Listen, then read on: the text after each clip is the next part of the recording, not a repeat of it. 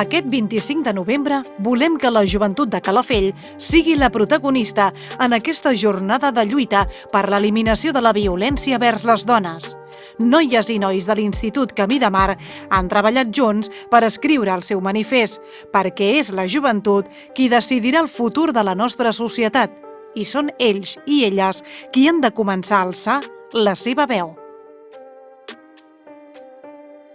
Des de fa 61 anys, el dia 25 de novembre és un dia de lluita per eliminar la violència sobre les dones. I encara que fa tant de temps que persistim en aquesta lluita, a hores d'ara, desafortunadament, segueix passant freqüentment.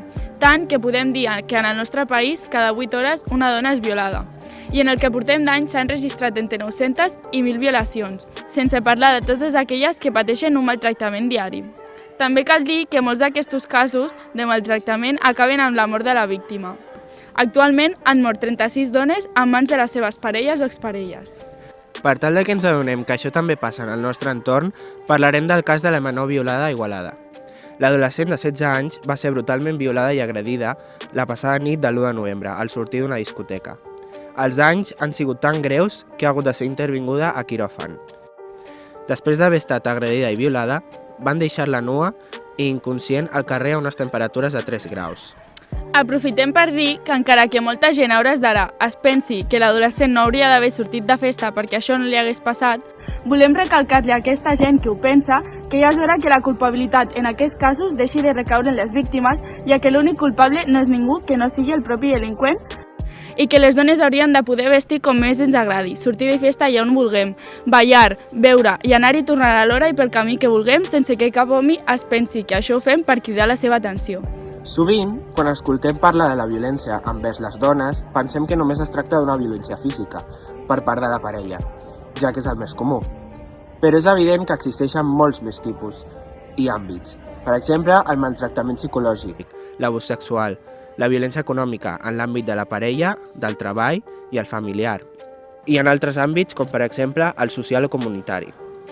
Desgraciadament, com veieu, són moltes les situacions on les dones es poden veure perjudicades o assetjades, i això és un greu problema que hem d'erradicar. Moltes vegades ens preguntem què hauríem de fer per solucionar-ho.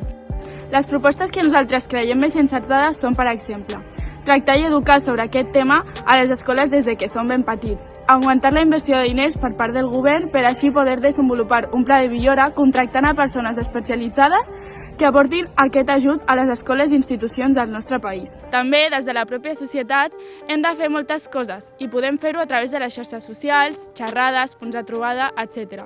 Aquest és un treball que hem d'aconseguir lluitant tots junts, dones i homes. Un dels principals problemes és que moltes vegades les pròpies víctimes no reconeixen que estan patint aquest maltractament. El no educar des de ben petits i donar la visibilitat necessària a aquest tema comporta que moltes vegades pensin erròniament que aquest maltractament és una mostra d'amor o de protecció. En aquests casos, la gent més propera és la que ha de veure-ho des d'una perspectiva més objectiva i ajudar la víctima a sortir-se'n. Amb tot això, volem fer-vos reflexionar sobre aquest important problema i plantejar-vos-ho com realment és.